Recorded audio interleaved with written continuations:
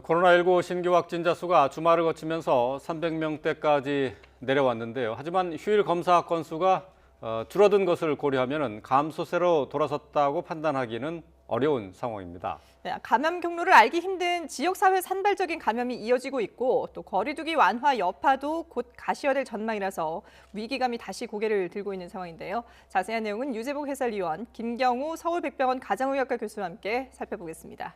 안녕하십니까? 안녕하세요. 자, 어제는 332명, 많이 줄어들긴 했습니다만 검사 건수가 2만 건이 채 되지 않네요. 그렇습니다. 검사량이 17,800건이니까요. 지난 토요일보다 더 적죠. 양성률을 보게 되면 지난 토요일이 2%, 어제는 1.9%. 그러니까 지난 주 중에는 0.9%까지 떨어졌었거든요. 네. 그런 거에 비하면 양성률은 꽤 높은 편이죠. 물론 양성률과 검사 건수가 등가로 올라가지는 않지만 어쨌든 꽤 높은 양성률이라는 걸 볼 수 있고요. 요일별 특성도 보면 2주 전 월요일에 289명이었거든요. 그런데 주중에 504명까지 올라갔었고요.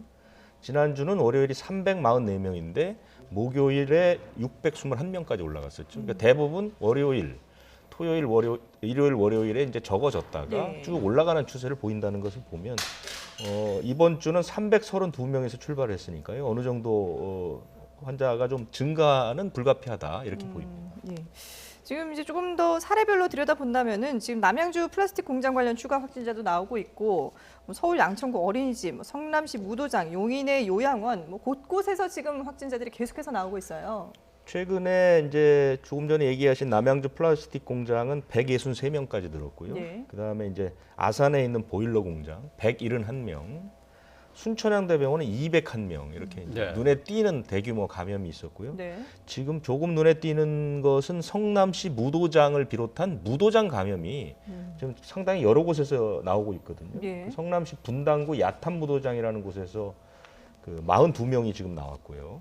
지난 13일에 나왔으니까 한 일주일 사이에 한 42명이 나왔고요. 경기도 의정부시에 또 무도장이 있습니다. 이곳은 이제 콜라텍이라는 곳인데 여기도 11명이 나왔고요. 네. 그다음에 이제 이번 달 초에 일산 서구에 그 무도장과 동경 식당에서 그러니까 무도장을 이용한 사람이 식당을 이용해서 감염이 시작됐는데 지금까지 77명입니다. 굉장히 많은 사람들이 이제 그 확진을 받았는데 네. 이 무도장이라는 게 이제 특성상 그곳을 방문했던 사람들이 자신을 그렇게 드러내려고 하는 그런지는 않거든요. 네네. 그래서 방문자 기록, 그러니까 이제 일산 서구에 있는 그 무도장만 놓고 보면 방문자 기록이 상당히 부실했고, 그 다음에 이제 그 이용료를 신용카드를 사용하지 않고 현금을 받는 그런 곳도 있습니다. 예. 그렇기 때문에 역학조사도 상당히 어렵고, 그래서 이 무도장의 집단 감염은 반드시 눈여겨봐야 하고 이에 맞춤형 대책이 지금 나올 때가 됐다 이렇게 판단이 됩니다. 네. 순천향대 병원에 같은 경우는 200명을 넘어섰는데 어쨌든 지금 병원에 직접적인 연관성이 있는 것이 아니라 N차 감염들이죠. 그렇습니다. 지금 순천향대병원은 지금 3차 전수검사가 예정이 돼 있습니다. 24일부터 3차 전수검사가 예정돼 있고 지금 두 차례 전수검사에서 확진이 되고 그 이제 확진자 수는 줄지만 아까 말씀하신 것처럼 이제 병원 바깥의 N차 감염이 계속 늘어나면서 네. 확진 환자가 좀처럼 줄어들지 않고 있고요. 초기 역학조사에서 문제점이 좀 제기가 됐죠. 공동 다인실에서 이 공간을 공동으로 이용한다든가, 그 다음에 이제 보호자를 한 명만 지명하게 돼 있는데 네. 돌아가면서 보호를 한 이런 초기 역학의 문제점들도 드러나고 있는 상황입니다. 자, 김 교수님, 지금 설 연휴 직후에 이제 확진자가 600명까지 늘었다가 이게 좀 오르락내리락 하고는 있습니다만 일단 방역 당국에서는 지금이 가장 중요한 시기다라고 얘기를 하고 있거든요. 지금 이 추세 감소세보다는 오히려 지금 좀 늘어나고 있다 이렇게 보는 게 맞겠죠? 네, 그렇습니다. 지금 지난 1월 15일, 11월에 3차 유행 당시를 돌이켜 보게 되면은 1단계로 거리두기를 완화한 게 11월 7일이었는데 그 다음 한 주까지는 감염제 생산주에서 한 1.1 정도로 큰 확진자 증가세를 보이고 있지 않다가 한 열흘에서 2주 정도 지나는 시점에서 감염제 생산주가 1.5로 증가하면서 3배로 증가한 양상을 보였기 때문에 이번에도 지금 수도권 2단계, 비수도권 1.5단계로 완화한 지 아직 며칠 지나지 않았기 때문에 2월 15일에서 한 열흘에서 2주가 되는 2월 25일, 그러니까 이번 주 중반이나 3월 초에 이제 확진자 증가수가 어느 정도 나타날지가 좀 관건이 되겠는데요. 물론 지금 11월하고 지금하고 좀 상황이 달라서 지금은 5인 이상 사적 모임 금지가 이제 금지가 되어 있는 상태이기 때문에 네네. 3차 유행 당시에는 말씀하신 것 여러 가지 취약 시설의 집단 감염도 있었지만은 선행 확진자 접촉을 통한 어떤 사적 모임에 대한 의한 감염도 많았기 때문에 그것이 이제 이번에 어느 정도 증가세의 폭을 결정할 것인가가 관찰이 될 것 같은데요. 네. 이제 증가를 하더라도 이제 갑자기 폭증할 거냐면 서서히 증가할 것이냐 이제 그 차이는 있을 것 같고 이번 주 중반부터는 아마 계속 증가세가 관찰될 것으로 예상이 됩니다. 네. 주말 동안에 400명 그리고 어제는 332명이 이제 확진이 되는데요.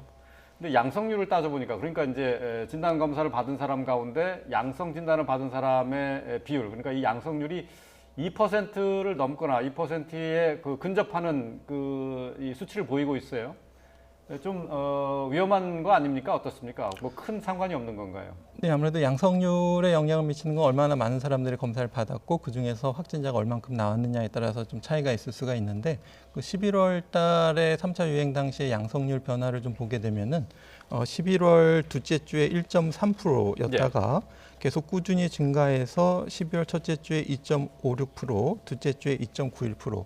꾸준히 증가하는 것을 보였기 때문에 양성률의 증가가 확진자 수 증가를 좀 반영할 수 있겠다, 예측할 수 있겠다 그렇게 볼 수가 있을 것 같은데요. 네. 물론 이제 지난 11월과 지금과의 상황은 좀 달라진 것이 지금은 임시선별검사소에서 이제 많은 검사를 하고 있고 그중에서 무증상 확진자도 발견되고 있기 때문에 작년하고 직접 비교는 어렵겠지만 그리고 1월 25일에 최근에 한번 2%가 증가한 경우가 있는데 우리가 이 비율이 그 1월 때랑 좀 다르게 지금은 임시선별검사소에서 무증상으로 검사되는 비율이 적고 의심 환자 신고 건수에서 발생하는 비율이 좀 상대적으로 높아졌기 때문에 그때랑 좀 다른 차이가 있다. 그래서 양성률이 이번 주나 다음 주에 증가세를 좀 예측할 수 있는 좀 위험한 지표가 될 수 있지 않을까 좀 우려가 됩니다. 네. 네. 그리고 지금 보면 이제 감염 재생산 지수도 1 밑으로 내려갔다가 다시 지금 또 오르는 추세를 보이고 있거든요. 1을 넘어섰는데 이 부분도 좀 관리를 해야 되지 않을까 싶어요.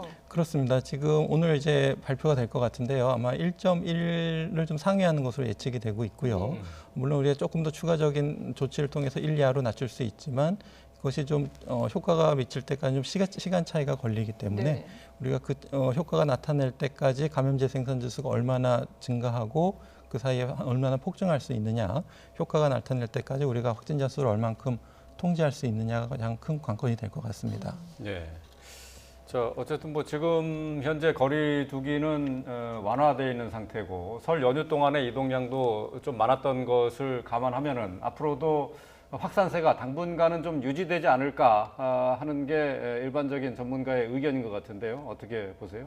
네, 그렇습니다. 지금 그동안에 뭐 구치소라든지 IM 선교회발 집단 감염이 있었는데 그분들은 이제 집단 감염이 생겼지만 주변으로 N차 전파를 시키는데 조금 한계가 있었는데 네. 이번에는 어떤 공장이라든지 그래서 집단 감염이 생기면서 설 연휴라든지 또 수도권에서 비수도권 이동이라든지 이런 것이 증가하면서 우리가 못 찾아낸 집단 감염이 혹시 지역 사회로 좀 전파될 수 있는 그리고 거기에 이제 거리두기 완화라는 바람을 타고 확산세가 더 증가할 수 있는 여지가 충분히 있기 때문에 예. 우리가 못 찾은 크고 작은 집단 감염을 통한 전국적인 확산세 또 N차 감염 지역사회 확산세가 이번 주에 좀 예상된다고 봐야 될 것 같습니다. 방역 당국에서는 지금 이제 거리두기 완화 이후에 확진자 추이를 살펴보고 이번 주에 거리두기를 조정할 수 있다라고 밝혔는데 글쎄요, 그 조정이라는 게 지금 이제 낮춘 지 완화한 지 얼마 되지 않았기 때문에 다시 올리기도 사실은 쉽지 않은 그런 상황일 것 같긴 한데요. 그 수준을 어느 정도로 방역 당국이 좀 보고 있을까요? 네, 참 고민이 많을 것 같습니다. 예. 그동안 이제 거리두기나 방역 조치를 좀 강화하는 것이 좀 선제적으로 필요한 시점이 됐는데요. 네. 기존처럼 또 고위험 다중이용시설의 어떤 집합 금지를 통해서 거리두기를 강화할 것인지 아니면은 지금 자율과 책임에 더 방점을 둔 방역 조치를 국리 중이신데 좀 뭔가 강화된 5인 이상의 모임을 좀 인원수를 제한할 것인지 아니면 시간을 제한할 것인지 그 영업장이나 사업장의 어떤 운영을 제한을 최소화하면서 방역을 강화할 수 있는 방법에 대해서 굉장히 좀 고민이 되는 부분이 될 것 같습니다. 그래서 일단은 또 다시 이 집합금지 명령을 다시 내려서 어떤 사적 모임이라든가 연결고리가 되는 것을 좀 끊는 것이 필요한데 영업장의 피해를 최소화할 수 있는 여러 가지 방법을 좀 고안하는 것이 좀 고민하는 것이 좀 필요할 것 같습니다. 네. 자, 방역 조치를 완화할 것인가 아니면 더욱 고삐를 잴 것인가. 정부는 이번 주가 향후 방역 전략을 좌우하는 중요한 고비가 될 것이라고 얘기를 하고 있습니다. 철저한 방역 수칙도 준수해 줄 것을 당부하고 있는데요. 정세균 총리의 얘기 잠시 들어보고 오겠습니다. 한때 600명을 넘었던 확진자가 400명대로 줄었지만 여전히 마음을 놓을 수 없는 상황입니다. 1년 넘게 계속되고 있는 코로나19와의 전쟁으로 국민적 피로감이 크지만 여러 위험 요인이 아직도 곳곳에 도사리고 있습니다. 해외에서 유입되는 변이 바이러스가 계속 증가하고 있습니다. 따뜻한 봄과 함께 새 학기가 시작되면 활동량은 더 늘어날 것입니다. 백신 접종을 시작해도 집단 면역까지는 상당한 시간이 남아 있습니다. 오늘부터 시작하는 한 주가 향후 방역 전략의 향방을 판가름하는 중요한 고비가 될 것입니다. 네, 정세균 총리 여러 가지 위험 요인 가운데 이제 해외에서 유입된 변이 바이러스를 콕 집어서 얘기를 했는데요. 이 해외 변이 바이러스 환자가 더 늘었죠? 그렇습니다. 지금 그 늘어나는 속도가 빠르고요. 폭도 큽니다. 지금 어제까지 확인된 것이 119명인데요. 영국발 변이가 100명입니다. 주로 이제 영국발 변이가 좀 많이 발견되는데 지난 20일에 발표된 것을 보면 이제 20건이 추가됐는데 네. 그 가운데 이제 국내 발생이 10건입니다. 그 전까지는 국내 발생이 거의 없었지 않았습니까? 그런데 국내 발생의 비율이 이제 높아진다는 것이죠. 이 10명도 전부 외국인입니다. 6명은 경기도 시흥시의 일가족 집단 감염 관련된 것이고 4명은 경기 여주에 친척 모임이 있는데 일가족이 27명이 감염됐는데 이 가운데 4명이 그 영국발 변이 바이러스를 이제 확인이 된 것이죠. 네. 그래서 지금 그 지역 집단 전파가 총 3건이 됐죠. 시리아인 친인척 집단 감염 사례, 여기서 영국발 변이 바이러스가 13명이 나온 데 이어서 지금 이렇게 그 지역 발생이 늘어나고 있는 추세다. 이거는 굉장히 좀 위험한 부분이 될 수 있고요. 네. 그러니까 변이 바이러스의 확인 비율도 높아지는 데다가 지역 발생도 높아지는, 이렇게 되면 이제 외국처럼 우리 저 유럽 같은 나라는 새로 발생하는 환자 가운데 20% 정도가 변이 바이러스를 차지할 정도로 지금 이른바 이제 약간 우세종으로 가고 있는데 우리도 네. 그런 전철을 밟고 있을 것 같은 생각이 들어서 상당히 걱정입니다. 이 해외 변이 바이러스를 이제 감시하기 위해서 일단 입국하는 과정에서 철저하게 지금 이제 방역을 하고 있지 않습니까? 방역 조치를 하고 있지만 또 이제 이미 국내에 들어와 있는 외국인 근로자들 같은 경우에도 좀 더 강화를 할 필요가 있을 것 같은데 네. 외국인들 같은 경우에는 이게 이제 본인의 체류 문제가 걸려 있기 때문에 신분 노출을 꺼리는 경우도 있고 검사에 비협조적으로 나오는 경우도 있잖아요. 이런 부분들은 어떻게 해야 되나요? 감염병은 이제 속지주의니까요. 자기가 있는 곳, 머무는 그 나라에서 이제 다 검사를 하던 치료를 해주게 돼 있는데 문제는 이제 법을 어겨서 체류하는 외국인이 문제겠죠. 지금 우리나라는 코로나19가 생기면서 여러 번 이른바 이제 불법으로 체류하는 외국인들에게 묻지 않고 검사를 해주는, 예. 나중에 이제 비자라든가 처벌에 반영되지 않도록 이제 검사를 여러 차례 했는데 이번에 외국인 밀집 지역에서 확진자들이 워낙 많이 나옵니다. 그렇죠. 최근에 여러 차례 보셨겠지만 특히 이제 충남 쪽에 보면, 그리고 공장 감염도 대부분 외국인이거든요. 예. 그렇기 때문에 이제 이 외국인 노동자 밀집도가 높은 지역을 이제 꼽으면 서울, 인천, 경기, 충남 이렇게 4곳을 꼽았는데요. 이곳에 이제 임시선별검사소를 설치하기로 했습니다. 숫자는 한 14개소 정도 되는데 이곳에 가면 무료로 검사를 받을 수 있습니다. 외국인들은 누구나. 그리고 지금 아직 확정되지는 않았지만 익명검사도 추진을 하고 있습니다. 저는 제가 볼 때는 익명검사를 해야 한다고 봅니다. 일단 이 감염 전파를 막는 게 우선이니까요. 그리고 불법 체류를 했는지 안 했는지 묻지 않고 그냥 검사를 하고요. 나중에 거기서 나온 정보가 단속이라든가 이런 것에 활용되지 않도록 했으니까요. 마음 놓고 지금 외국인들은 좀 검사를 조금이라도 이상하다면 받는 게 좋겠다. 그것이 지금 퍼지고 있는 외국인 집단 감염, 그리고 이제 변이 바이러스의 그 전파를 막는데 중요한 수단이 될 수 있다 이렇게 생각합니다. 예. 네. 지금 현재 이제 변이 바이러스는 유럽을 중심으로 해서 빠르게 확산하고 있는데요. 근데 이런 와중에 또 핀란드에서 지금까지와는 다른 변이 바이러스가 발견됐다고 하는데요. 이건 어떤 얘기입니까? 네, 아마 전 세계적으로 말씀하신 거 영국발, 남아공발 변이 바이러스 모니터링을 계속 하고 있는 것 같고 네. 우리나라도 이제 전장 유전체 검사를 하고 있는데 그 중에서 이제 한 개가 이제 특이한 변이 바이러스가 새로운 게 한 케이스에서 이제 발견됐다라는 발표인데요. 아직 이 변이 바이러스에 대한 특성에 대한 분석은 아직 알려져 있지 않고 예. 또 다른 지역에서도 발견됐는지가 밝혀져 있지 않기 때문에 아마도 이 바이러스가 우세종이 되거나 확산될 가능성은 좀 적어 보이고요. 이제 그 검사할 때 우리가 PCR 검사에서 조금 피해가지 않을까라는 의혹이 있지만 네. 그렇기 때문에 이제 우리가 검사하는 유전자 부위를 두세 군데 이상 동시에 검사하기 때문에 한 군데에서 변이가 일어나더라도 우리가 다른 유전자 검출을 통해서 PCR 검사를 할 수가 있기 때문에 네. 만약에 여러 곳에서 동시에 변이가 생긴다면은 기존의 PCR 검사 키트로 찾아낼 수는 없는 변이가 생길 수도 있겠지만은 네. 아직까지 그런 변이는 확률적으로 적고 보고가 되고 있지 않기 때문에 아직까지는 뭐 조금 더 연구 결과를 기다려보고 아직까지는 걱정할 필요는 없을 것 같습니다. 예. 그러니까 핀란드 변이 바이러스 같은 경우는 저희가 자막으로 진단 불가능한 변이 바이러스다 이렇게 나와 있는데 이거 그러니까 그 지금까지의 진단 키트로는 쉽게 나오지 않는다는 얘기인가요? 그래서 원문 기사를 좀 찾아봤는데 이제 한 군데에서 조금 변이가 의심된다는 정도이기 때문에 우리가 기존의 진단 키트는 두세 군데를 동시에 검사하기 때문에 한 군데에서 조금 변이가 생긴다고 해도 다른 유전자를 통해서 검사가 가능하고 또 키트마다 그 표적으로 하고 있는 유전자 부위가 좀 다르기 때문에 아직까지 이렇게 우려할 수준은 아니라고 생각하시면 좋겠습니다. 한 네. 사람을 검사를 했는데 검사를 어느 부위에 했느냐에 따라서 변이 바이러스가 있을 수도 있고 없을 수도 있다는 건가요? 그거보다 이제 유전자의 이제 특정 부위를 우리가 증폭해서 네. 예. PCR 검사를 하는데 그 유전자 부위에서 이제 우리가 타겟으로 하는 부위에 변이가 생기면은 PCR 검사에서 검사가 안 될 수가 있는데 네네. 유전자의 여러 군데를 동시에 검사하기 때문에 여러 군데에서 동시에 변이가 일어나지 않는 한 네. PCR 검사로 놓치기는 어려울 것 같고 예. 우리도 마치 이제 사람을 인식할 때 이제 눈, 코, 입이 있으면 이제 눈만 가지고 이제 인식하는 것이 아니라 여러 군데를 동시에 인식하면서 사람을 이제 인식하듯이 여러 부위를 할 수가 있겠고요. 예. 환자에서 지금 한 케이스만 보고가 됐기 때문에 예. 아직 이렇게 많이 퍼져 있는 것은 아닌 것 같습니다. 근데 이게 변이 바이러스 얘기가 나오면 항상 뒤따라오는 것이 이제 백신이 또 얘기가 나오거든요. 근데 지금은 1차, 2차 두 번에 걸쳐서 이제 맞게 돼 있는데 이 변이 바이러스 때문에 3차까지도 접종을 해야 될 수도 있다 이런 얘기들이 있는데요. 교수님은 어떻게 보세요?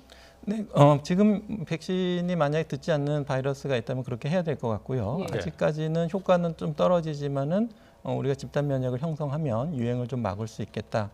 현재 나온 변이 바이러스는요. 근데 다만 항체가가 조금 더 높아야 되겠다는 연구들이 있어서 물론 그것의 어떤 우리가 컷오프 절단점이 어딘지는 잘 모르겠지만 그러기 위해서는 우리가 2차 접종까지 잘 맞아서 충분한 항체가를 좀 올리는 것이 필요하겠다. 예. 현재까지 그렇게 연구가 되고 있고요. 이제 말씀하신 것처럼 이제 우리가 백신을 통해서 이제 지금 유행하고 있는 바이러스를 유행을 억제를 하면은 그 바이러스 백신에 대해서 조금 내성을 가지는 그동안 유행하지 못했던 바이러스들이 이제 우세종이 사멸하면서 또 새로운 유행을 할 수가 있는데 네. 백신의 저항성을 가진 변이 바이러스가 선택적으로 살아남아서 유행할 가능성이 있기 때문에 거기에 대해서는 우리가 조금 더 백신의 저항성이 강한 변이 바이러스에 대해서는 추가적인 백신을 개발해서 이제 3차 접종까지도 해볼 수가 있겠는데 지금은 이제 준비 중이라고 하고요. 아직까지는 3차 접종에 대해서 정해진 건 없는데 지금 아마도 이제 변이 바이러스가 유행하는 지역 영국이라든지 이런 데서도 지금 굉장히 뭐 확진자 수가 많이 줄고 있거든요. 그러니까 백신의 효과일 수도 있고 락다운은 사회적 거리두기에 의한 효과일 수도 있겠는데 뭐 이스라엘도 지금 이미 접종을 하고 있는 국가들에서 많이 유행률이 떨어지고 있기 때문에 이제 변이 바이러스에 대해서는 우리가 조금 더 관찰과 연구가 필요하지만 아직까지는 지금 현재 있는 접종을 잘 네. 맞으면은 좀 어느 정도 통제할 수 있지 않을까 이렇게 기대해 볼 수 있겠습니다. 예. 뭐 3차 접종까지야 뭐 천천히 뭐 생각을 해봐야 되겠고요. 1, 2차 접종 빨리 먼저 하는 게 중요한데 이제 우리나라는 이번 주 금요일 나흘 뒤에 이제 접종이 시작되는데 준비는 모두 다 잘 맞춰져 있는 거죠? 26일에 시작되는 거는 아스트라제네카 백신입니다. 그러니까 노인 요양시설, 뭐 노인 요양시설 이런 곳 대상자를 조사해 보니까 좀 늘어서 30만 명이 좀 넘는 것 같습니다. 그런데 24일부터 이제 그 백신이 쭉 배포가 되고 26일부터 맞게 되는데요. 아스트라제네카 백신은 그 특별한 시설이 필요한 것은 아니죠. 왜냐하면 이제 보관이 어렵지 않으니까요. 네. 그래서 아마 이제 그 시설에 가서 접종도 가능한 그런 것이고요. 또 하나는 이제 어제 발표된 건데 화이자 백신이 이제 들어오는 게 확정이 됐죠. 네. 코백스에서 들어오는 한 6만 명 분량 정도가 들어오는데 이것은 이제 코로나19를 치료하는 의료진들이 맞는 겁니다. 그래서 이 물량은 26일에 들어오고 27일부터 접종을 하는데 이 그 화이자 백신은 이제 극초저온에서 보관을 해야 되기 때문에 접종 센터에서 맞게 되는 네. 것이죠. 그런 식으로 해서 지금까지는 큰 문제 없이 예행 연습도 순조롭게 이루어지고 있습니다. 1차 접종 대상자들한테 접종을 할 것인지 말 것인지 물어봤더니 90% 이상이 접종을 하겠다라고 답을 했다고 하거든요. 이거는 상당히 높은 그 응답률 아니겠습니까? 그러니까 국민을 상대로 한 접종 의향 조사가 한 번 있었거든요. 예. 지난 16일부터 18일까지 했는데 1,000명 조사했는데 접종하겠다는 사람이 70%쯤 됐습니다. 네. 최초보다 조금씩 내려오고 있습니다. 지금 맞겠다는 사람들이. 그런데 1차 대상자를에게 물어봤더니 뭐 93, 4% 정도, 그러니까 거의 대부분이 맞겠다라고 얘기를 했죠. 네. 그래서 아스트라제네카의 백신 그 효능이나 뭐 이런 부분에 대한 불신이 조금 높아지는 상황에서 굉장히 고무적인 조사 결과다. 이렇게 되면 우리가 우려했던 접종 지연이라든가 접종 거부는 조금 초반에는 큰 문제 없이 흘러가지 않겠느냐. 그래서 굉장히 다행스러운 결과가 나왔다 이렇게 보입니다. 네. 어쨌든 뭐 접종 대상자 가운데 선택을 해서 맞을 사람은 맞고 안 맞을 사람은 또 안 맞아도 되는 거죠. 그렇습니다. 백신 다 맞기 전에 접종 의향서라는 거에 이제 사인을 합니다. 그래서 그 동의한 사람만 맞게 되는 거고요. 예. 이번에 맞지 않으면 11월 이후, 그러니까 제일 마지막 순서로 가는 거죠. 아. 네. 그런데 이제 이런 문제들이 있죠. 이제 등록을 이미 다 하지 않았습니까? 네. 요양시설 같은데. 그런데 그 후에 입소한 분은 어떻게 하느냐? 그럼 그 사람들은 11월 이후에 맞아야 할 것이냐? 그리고 또 처음에는 안 맞겠다고 했는데 맞았으면 좋겠다라고 의사를 마음이 바꾼 사람도 바뀔 경우, 있거든요. 예. 이런 사람들은 일단 이번에 맞는 걸로 조정을 하겠다 이렇게 이제 방역당국에서 발표를 했어요. 예. 그러니까 일단 그 요양시설이나 이런 데 입소하거나 종사하는 분들이 새로 등록 이후에 들어오셨어도 하여간 최대한 빨리 맞을 수 있고 예. 의사를 바꾼 분들도 최대한 빨리 이번 기회에 맞출 수 있도록 당국에서는 방침을 정했습니다. 예. 지금 이제 아스트라제네카는 1차 접종 대상자들, 이제 뭐 주로 이제 요양원이나 요양시설 종사자들 위주가 될 텐데, 그 화이자는 이제 좀 하루 늦게 시작이 됩니다만 의료진들을 대상으로 한다고 하셨잖아요. 네네. 그 의료진이 어디까지 그러면 포함이 되는 건가요? 이 의료진은 코로나19를 치료하는 의료진. 아, 왜냐하면 이제 그러니까 의료진 가운데 가장 위험한 사람들이 코로나19를 현장에서 치료하거나 뭐 검체를 채취하거나 이런 분들이거든요. 네네. 이런 분들이 지금 한 그 의사 간호사 다 합쳐서 5만 한 8천 명쯤 되거든요. 아, 그럼 충분히 맞을 수 있는 양이군요. 그분들은 예. 지금 1차 화이자를 맞출 수가 있는 거죠. 예. 자, 어쨌든 뭐 지금 접종 대상자, 1차 접종 대상자의 의견을 물어봤더니 90% 이상 접종을 하겠다라고 동의를 했어요. 뭐 당초에 좀 부작용을 우려해서 백신 접종을 피하는 사람이 많지 않겠느냐 걱정이 있었는데 일단은 다행입니다. 이제 일단은 뭐 이렇게 되면은 백신 접종에 이제 청신호가 켜졌다라고 할 수 있겠죠. 네, 그렇습니다. 아무래도 현장에서 가장 위험성을 느끼고 계시고 이제 사투를 벌이고 계신 의료진이라든지 또 지금 많은 집단 감염으로 큰 피해를 보시는 분들, 경각심이 높은 분들은 아무래도 백신의 필요성에 대해서 잘 이해하고 계시기 때문에 예. 적극적으로 참여하신 것 같고요. 지금 이제 1분기, 2분기 이제 백신이 잘 수급되는 대로 많은 접종률을 확보하고 또 빨리 접종할 수 있는 전략들이 통해서 이제 우리가 백신의 어떤 시행착오를 줄이면서 많은 분들이 빨리 맞을 수 있는 그런 이제 백신 진행 절차가 좀 필요할 것 같습니다. 예. 네. 이게 백신을 맞고 나면은 그 이후에 이제 본인의 몸 상태의 변화를 검사를 좀 예의 깊게 봐야 되잖아요. 주시를 해야 되는데 뭐 이제 큰 문제가 없다면은 그냥 일상적인 생활을 해도 되겠지만 이게 7일 동안은 헌혈은 금지한다고 하거든요. 그건 어떤 이유 때문인가요? 네, 그렇습니다. 지금 이제 가장 많은 분들이 걱정하시면 백신 맞고 어떤 이상 반응 예. 이런 것들을 걱정하고 있는데 가볍거나 이제 조금 심각한 또 국소적인 또 전신적인 반응, 열이 난다든지 오한이 있다든지 피로감이 있다든지 이런 것들을 경험하실 수가 있기 때문에 이제 미국 같은 경우에는 굳이 헌혈하는데 날짜 제한을 두고 있지는 않지만 네. 혹시가 모르는 어떤 신체 반응에 우리 헌혈할 때 영향을 주지 않을까 싶어서 한 일주일 정도 시간을 두는데요. 물론 이제 헌혈 전에 또 검사를 하기 때문에 헌혈을 통해서 큰 문제는 없을 것 같은데 또 기증하신 헌혈이 또 소아라든가 임신부에게 또 이제 수혈이 될 수가 있어서 일단 안전을 위해서 한 일주일 정도 좀 이상 반응이 없는지 확인하고 이제 헌혈을 할 수 있도록 이렇게 규정을 만든 것 같고요. 네. 이제 무엇보다도 이제 가장 좀 애매한 것이 이제 백신을 맞고 나서 열이 나거나 증상이 있을 때 이것이 이제 코로나19로 감염으로 인한 발열이나 근육통인지 아니면 백신의 이상 반응인지 구별하기 좀 어려울 수가 있기 때문에 그렇죠. 일단 이제 해외에서는 이제 하루 이틀 이내로 끝나는 거는 우리가 백신의 이상 반응으로 생각하고 만약에 2, 3일 이상 진행되면은 코로나 검사를 받으라고 이렇게 권고하고 있는데 이제 우리나라에서도 이제 백신 접종 후 생기는 여러 가지 이상 반응에 대해서 어느 정도는 이제 PCR 검사를 할지 말지도 좀 가이드라인이 필요할 것 같고요. 네. 무엇보다도 이제 백신을 맞기 전후로 항상 이런 코로나19 감염이 더 되지 않도록 특히 백신 접종 전후에는 이런 사람들 접촉이라든지 다중이용시설 이용을 맞으시는 분들은 최대한 좀 피하시는 것이 감별하는 데 좀 도움이 될 것 같습니다. 거의 자가격리 수준으로 좀 조심을 해야 조심하셔야 될 되는 것 같습니다. 네, 그렇습니다. 네. 지금 뭐 저 백신 접종 대상자를 상대로 해서 의견 조사를 했을 때는 90% 이상이 이제 백신 접종에 동의를 했는데 말이죠. 근데 일반 국민을 대상으로 했을 때는 70%가 맞겠다, 30% 정도가 맞지 않겠다라고 해서 아직까지는 좀 백신에 대한 불신이 좀 있는 것 같은데 말이죠. 지금 현재까지 나타난 상황으로 봤을 때 전문가 입장에서 백신에 대해서 그 안정성에 대해서는 어느 정도 확신을 하시는지요? 네, 지금 계속 미국이라든지 영국에서 백신을 하면서 여러 가지 안정성에 대한 보고들을 많이 내고 있거든요. 그래서 영국 보고서 같은 경우에는 파이자가 700만 도스 그리고 아스트라제네카도 500만 도스가 이미 접종이 됐기 때문에 거기서 이제 뭐 우리가 아나필락시스 같은 반응의 비율이라든지 또 나타날 수 있는 부작용에 대한 보고들이 다 있기 때문에 네. 일단은 일부 그런 아나필락시스 같은 중대 반응이 나타날 수 있지만 10만 명에 한 명꼴이기 때문에 네. 굉장히 드문 가능성이고 또 대비해서 충분히 우리가 처치를 할 수가 있기 때문에 네. 안전하게 맞으셔도 될 것 같고요.